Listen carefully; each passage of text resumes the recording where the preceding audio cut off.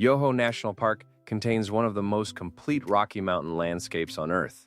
It is less than an hour from Banff. It sits on the same geological foundation. And almost nobody goes there. Not because it is less significant, but because of what is beside it. Banff receives 4 million visitors per year and concentrates them in a handful of locations. Yoho receives roughly 800,000, a 5:1 ratio, for the exact same mountain system. The difference is not geological, it is structural, which means what you experience here is the Rockies without the pressure. Why pressure defines experience. Banff National Park has become the image of the Canadian Rockies. It defines the expectation. Lake Louise and Moraine Lake are globally recognized landmarks. Parking fills before sunrise. Shuttle systems regulate entry. The experience is dense, controlled, and compressed into specific viewpoints. Yoho exists within the same mountain system, but operates under a completely different structure. There is no central location that concentrates the landscape into one memorable image. There is no Lake Louise equivalent that drives 4 million visitors annually, which means the geology is identical. The peaks are the same. The valleys are carved by the same glaciers. The formation processes are indistinguishable. But the way you experience that geology is entirely different. And that difference is structural, not geological. Takakkaw Falls.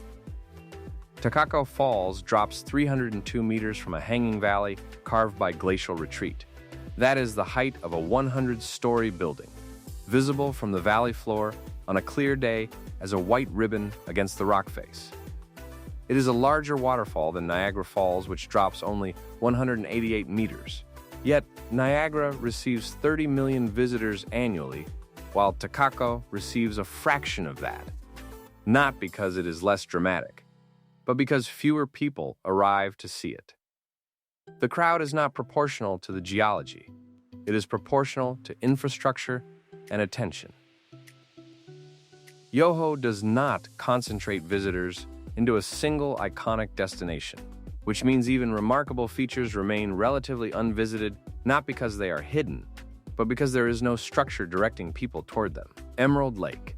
Emerald Lake's color is created by glacial silt-fine particles 5 to 50 microns in size, suspended in fresh water from recent melt. Sunlight scatters off these particles, producing the turquoise that makes the lake appear engineered. The water is 50+ meters deep in the center. Yet because of the suspended silt, you can see clearly to the bottom. This creates an optical contradiction. The water is deep, but appears translucent, clear, but luminous, natural, but impossible looking. Lake Louise creates the same effect. But at Emerald Lake, you can approach the water without being part of a controlled queue, which means you experience the optical contradiction without the pressure of density. And that changes how you register the color. It is not a photograph you are taking. It is something you are observing directly, without the mediation of crowds. Burgess Shale. Beyond the visible landscape, Yoho contains the Burgess Shale, a fossil deposit from 500+ million years ago, preserved in such detail that individual organisms are still identifiable, eyes intact, appendages articulated, soft tissue silhouettes captured in the rock. The Burgess Shale represents a 1% of the geological record that captures extraordinary preservation, a window into Cambrian ecology that exists nowhere else on Earth with equivalent clarity. Trilobites with vision organs, predatory arthropods, soft-bodied creatures that would normally decay, all preserved as if fossilized within weeks rather than millions of years. This site changed paleontology. It showed that the Cambrian explosion, when complex animal life first appeared, was far more diverse than the fossil record had suggested. The organisms preserved here could not be preserved anywhere else on Earth. The specific conditions of this location, at this moment in geological time, created a fossil window that exists nowhere else. Unlike lakes or waterfalls, it does not present itself as landscape.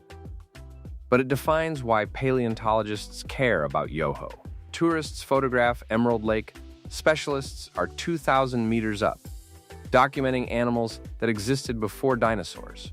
Two different versions of the same park, operating in parallel, largely invisible to each other.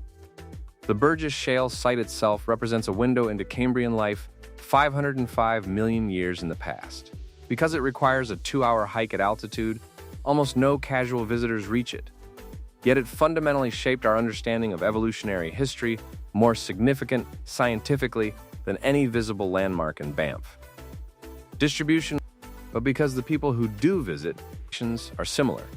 The glacial systems are comparable. Defines perceived size is not hectares, but distribution. Yoho National Park covers 1,313 square kilometers across a geography where features require active seeking.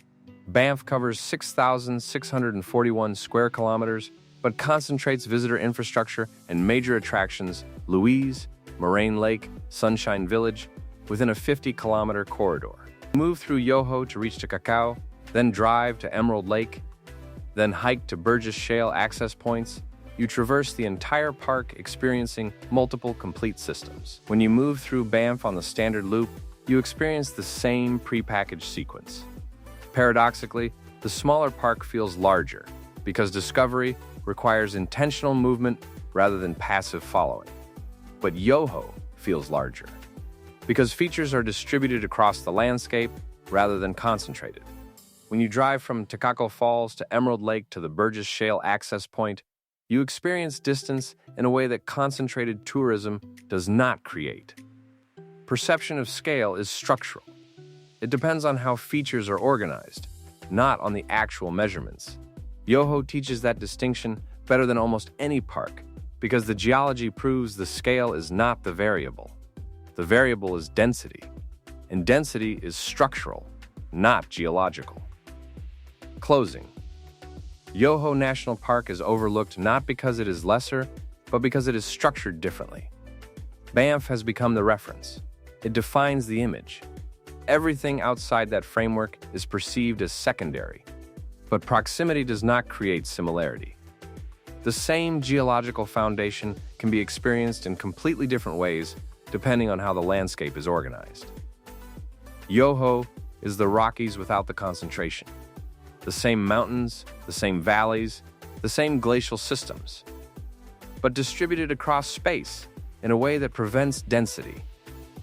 Which means what you experience here is not a version of Banff. It is a different way of experiencing the exact same geology. Visitors treat Yoho as an addition to Banff. Stop. A quick detour. What they miss is that the park offers something Banff does not. The ability to encounter the Rockies without encountering the crowd structure that defines them elsewhere. The landscape does not feel crowded because pressure is not concentrated. This creates a distinctly different psychological experience, one where solitude and observation become possible even on well-traveled routes. If this changed how you see Yoho, the guide linked in the description goes further.